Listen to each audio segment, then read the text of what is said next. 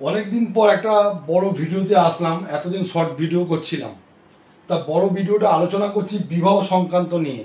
তা সকল জাতক জাতিকাদের উদ্দেশ্যে বলছি, আপনারা যারা বিয়ে করতে যাচ্ছেন তারা জানেন না তাদের কোথায় বিবাহ হবে, তাহলে আপনাদের জন্ম ছকটা দেখে বিচার করে জেনে নিন যে আপনাদের কোথায় বিবাহ হবে।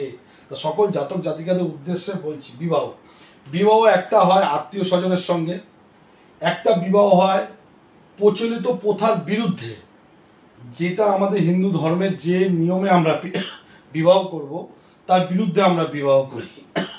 দ্বিতীয় হচ্ছে বিধর্মী, আপনি যে ধর্মের আছেন তা অন্য ধর্মের সঙ্গে ছেলে হলে মেয়ে, মেয়ে হলে ছেলে বিবাহ হয়। আর একটা হচ্ছে নিজ কুল অপেক্ষায় হীন কুলে বিবাহ। আপনি একটা ভালো জায়গায় পরিবারের সম্মানিত ছেলে বা মেয়ে হতে পারেন, দেখা গেল আপনি কোনো একটা হীন কুলের পরিবারের ছেলে বা মেয়েকে বিয়ে করতে পারেন। আর একটা হচ্ছে অসবর্ণ বিবাহ, যেটা হচ্ছে মানে আপনি যে কাস্টে আছেন অন্য কাস্টে বিবাহ করা। তাহলে এই 1 2 3 4 5টা বিবাহ সম্বন্ধে আপনাদের আলোচনা করছি। তাহলে প্রথমটা শুরু করছি হচ্ছে আত্মীয়র সঙ্গে প্রেম বা তাতে বিবাহ। তাহলে প্রত্যেক দিনের মতন বলি, 12টা ঘর আছে, এখানে 12টা ঘর আছে। তা যে কোনো আমি একটা লগ্ন ধরলাম, আমি এখানে একটা লগ্ন ধরলাম, লগ্ন হচ্ছে ফার্স্ট হাউস, যে ছেলে হোক বা মেয়ে হোক, তা লগ্ন হচ্ছে ফার্স্ট হাউস। তাহলে লগ্ন ভাব, তাহলে লগ্ন ভাব প্লাস পঞ্চম ভাব, 1 2 3 4 5, এটা হচ্ছে পঞ্চম ভাব, পঞ্চম ভাব। দ্বিতীয় হচ্ছে সপ্তম ভাব, 1 2 3 4 5 6 7, এটা সপ্তম ভাব। তাহলে এই লগ্ন অনুযায়ী আপনাদের কি লগ্ন আছে তার পঞ্চম ভাবটাকে দেখুন, সেই লগ্নটাকে দেখুন, তার সপ্তম ভাবকে কাউন্ট করুন। যদি কারোর যদি এটা লগ্ন হয়, তার পঞ্চম ভাব হচ্ছে তার লগ্ন ভাব এটা, পঞ্চম ভাব হচ্ছে 1 2 3 4 5, এটা 6 7, এটা হচ্ছে সপ্তম ভাব, বেরিয়ে গেল। তাহলে আপনাদের লগ্ন কি আছে সেটা দেখে আপনাদের পঞ্চম ভাব, লগ্ন ভাব এবং সপ্তম ভাবটাকে দেখুন, ঠিক আছে? বা এই ভাবের যে মালিক, এই ভাবের যে মালিক, তাহলে কি বললাম, পঞ্চম ভাবকে দেখুন, লগ্ন ভাবকে দেখুন এবং সপ্তম ভাবকে দেখুন, তার সঙ্গে তার মালিককে দেখুন। এই ঘরের মালিক তো নিশ্চয়ই আছে, এই ঘরের মালিক আছে আর এই ঘরেরও মালিক আছে। যদি এরা রাহু বা শুক্রের সঙ্গে দ্বিতীয় অবস্থান করে, তাহলে আপনার লগ্নের দ্বিতীয় ঘর হচ্ছে এই ঘরটা। যে কোনো একটি ভাব গ্রহ যদি এখানে বসে থাকে, সে যদি রাহু বা শুক্রের সঙ্গে যদি বসে থাকে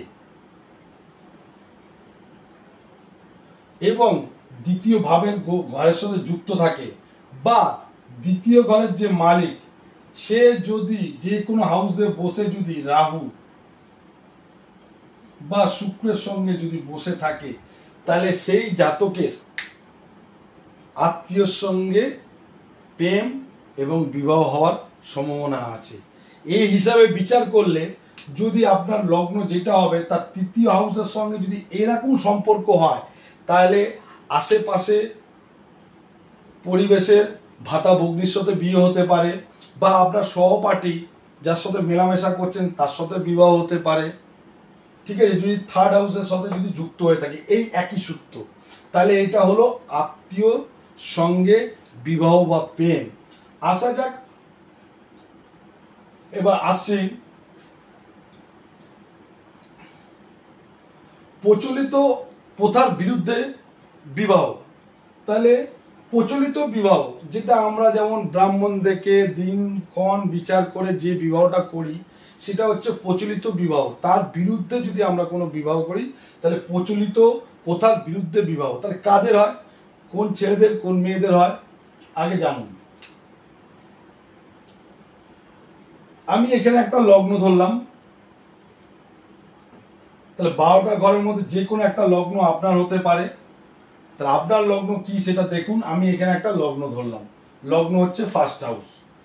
এই লগ্নের 1 2 3 1 2 3 4 5, এই পঞ্চম ঘর বা পঞ্চম ভাব।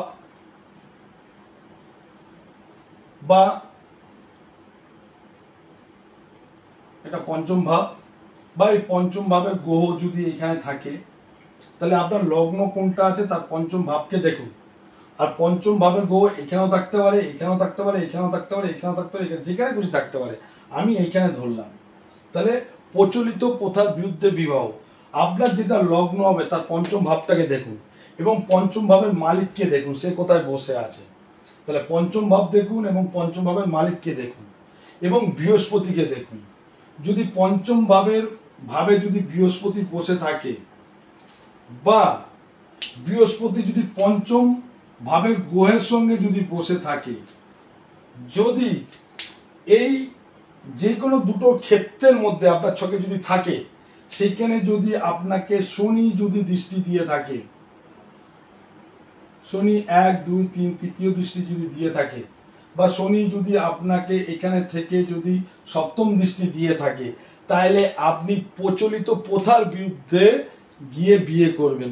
সেটা দেখা গেল কোনো মাস নেই, কোনো তারিখ নেই, কোনো কোন সময় কোনো কিছু বিচার নেই, হঠাৎ কোনো জায়গায় গিয়ে সিঁদুর তুলে বিয়ে করে ফেলেন, তাহলে প্রচলিত প্রথার বিরুদ্ধে এটা বিয়ে। তাই লগ্নের পঞ্চম ভাব যদি বৃহস্পতি বসে থাকে, বা লগ্নের পঞ্চম ভাবের মালিকের সাথে বৃহস্পতি যদি বসে থাকে, যদি শনি কর্তৃক যদি দৃষ্টি পড়ে, দুটোর মধ্যে যে কোনো একটা যার খেটবে, তার প্রচলিত প্রথার বিরুদ্ধে বিবাহ হবে। তা দুটো বললাম। এবার বিধর্মীর সঙ্গে বিবাহ, বিধর্মী, তাহলে বিধর্মীর সঙ্গে বিবাহটা হচ্ছে, ধরুন আপনি হিন্দু আছেন, মুসলিমকে বিয়ে করলেন, ধরুন আপনি খ্রিস্টান আছে, হিন্দুকে বিয়ে করলেন, ধরুন আমি হিন্দু আছেন, আপনি খ্রিস্টানকে বিয়ে করলেন। এই যে বিধর্মীকে বিবাহ হয়, এটা আপনারা শুনেছেন, এটা আপনারা দেখেছেন, আশেপাশে ঘটনা ঘটেছে। তাহলে কেন হয়? এটা তো সে স্বেচ্ছায় করেনি, এটা তার জন্ম ছকে পূর্ব নির্ধারিত, তার জন্য সে বিধর্মীকে বিবাহ করেছে। তাহলে বিধর্মীতে কেন বিবাহ হয় শুনুন। আমি 12টা ঘরের মধ্যে যে কোনো একটা লগ্ন ধরলাম, আমি এখানে একটা লগ্ন ধরলাম, লগ্ন হচ্ছে ফার্স্ট হাউস। তাহলে এই 12টা ঘরের মধ্যে কার কোনটা লগ্ন আছে সেটা তার ফার্স্ট হাউস। তাহলে যেটা লগ্ন হবে সেটাকে কাউন্ট করুন, সেটাকে কাউন্ট করে 1 2 3 4 5, এই 5 নম্বর হাউস, 6 7 8 9, 9 নম্বর হাউস এবং 7 নম্বর হাউস, এই তিনটে হাউস। তাহলে আপনার লগ্ন কি আছে 12টা ঘরের মধ্যে দেখুন, সেটাকে কাউন্ট করে 5 নম্বর ঘর, 7 নম্বর ঘর, 9 নম্বর ঘর, এই তিনটে ঘরকে ভালো করে দেখুন। এই তিনটে ঘরের যে মালিক আছে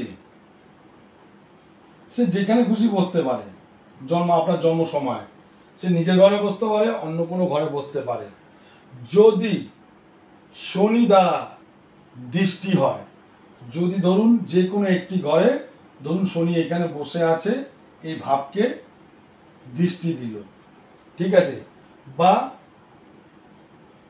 কোনো সপ্তম ভাবের গ্রহের সাথে শনি অবস্থান করে আছে, বা নবম ঘরের সঙ্গে শনি অবস্থান করে আছে, হয় দৃষ্টি নাই একসঙ্গে যদি বসে থাকে, পঞ্চম ভাবের ঘরে যদি দৃষ্টি দিয়ে থাকে শনি, সপ্তম ভাবে যদি দৃষ্টি দিয়ে থাকে, বা নবম ভাবে যদি শনি দৃষ্টি দিয়ে থাকে, বা পঞ্চম ভাবের মালিককে দৃষ্টি দিয়ে থাকে, সপ্তম ঘরের মালিককে যদি দৃষ্টি দিয়ে থাকে, নবম ঘরের মালিককে যদি দৃষ্টি দিয়ে থাকে, তা সেই জাতক সেই জাতিকা বিধর্মী বা বিজাতি সঙ্গে বিবাহ করবে, সে ছেলে হোক বা মেয়ে হোক।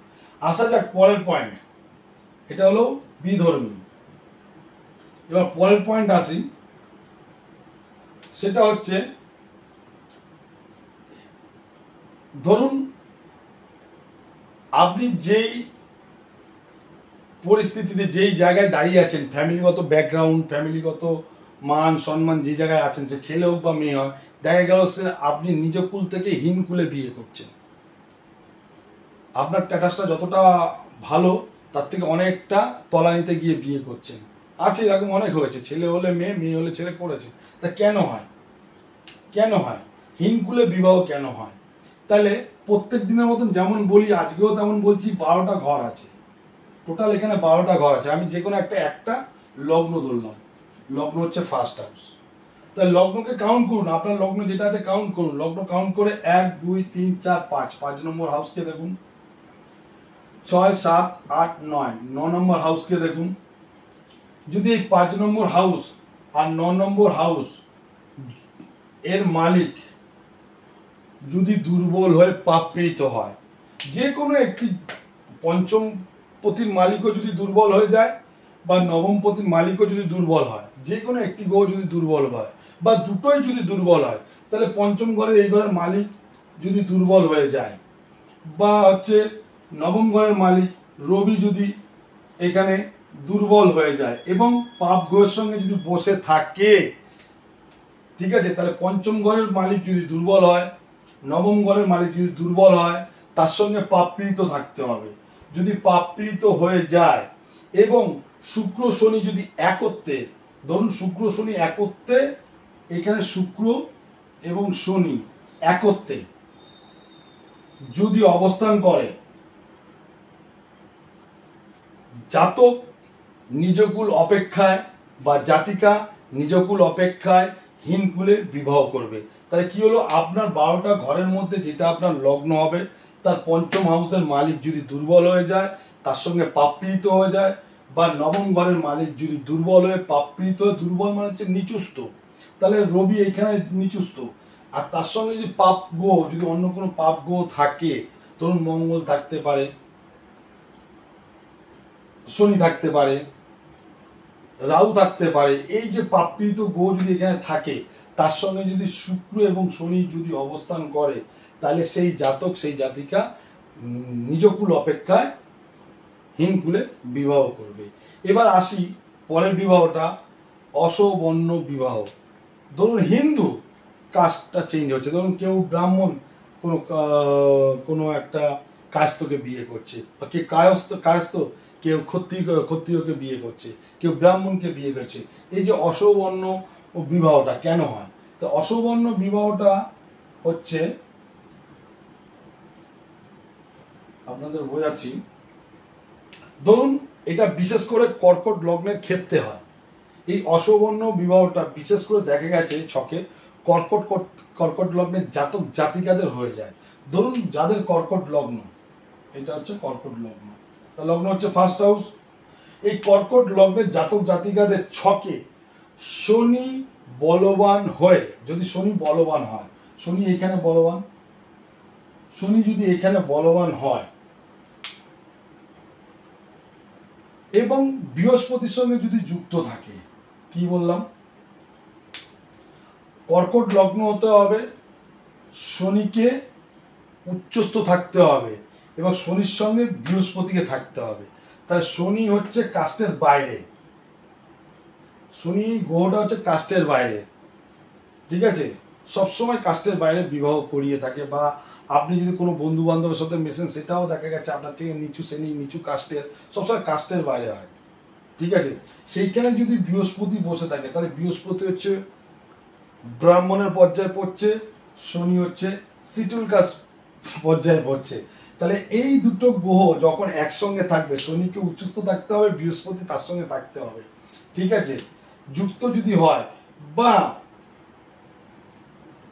বা বৃহস্পতি যদি এখানে থেকে যদি দৃষ্টি দেয়, তাহলে সেই জাতক সেই জাতিকা অসবর্ণের ছেলে হোক বা মেয়ে হোক বিবাহ হবে। তাহলে বিবাহ কোন কোন যায়, আপনার জন্মছকে বিবাহ কার সাথে হবে, কোন কাস্টে হবে, পালিয়ে বিয়ে করবেন কিনা, আত্মীয় স্বজনের সাথে বিয়ে করবেন কিনা, বিধর্মীর সাথে বিয়ে করবেন কিনা, অসবর্ণের সাথে বিবাহ করবেন কিনা, তাহলে এটা আপনাদের জানা নেই, আপনাদের জন্মছকেই এটা আছে। তাহলে আপনার বিয়ে করার আগে জেনে নিন, প্রেম করার আগে জেনে নিন আপনার বিয়েটা ঠিক জায়গায় হচ্ছে কিনা, পরবর্তীকালে প্রবলেম হতে পারে কিনা, ঠিক আছে। তাহলে নিজের কুষ্টিটা বিচার করুন, বিচার করে দেখুন আপনার কোথায় বিবাহ হচ্ছে, আপনি জানতে পারবেন। তাহলে যে কোনো জ্যোতিষ ভাইয়ের কাছে যান, গিয়ে পরামর্শ নিন, দেখে আপনারা বিবাহটা করুন। ভিডিওটি ভালো লাগলে একটা লাইক অবশ্যই করবেন। অনেক দিন পর আমি একটা লং ভিডিওতে আসলাম, আশা করি আরো লং ভিডিওতে আসবো। আপনারা প্রশ্ন করুন, আপনাদের কি জানার আছে, প্রত্যেকটা টপিক আমি আপনাদের কাছে তুলে ধরবো। যা খুশি পৃথিবীতে যা কোশ্চেন আছে পৃথিবীতে আমাকে বলুন, আমি অবশ্যই আপনাদের ভিডিও করে সেগুলো উপস্থিত করব। নমস্কার, শুভরাত্রি।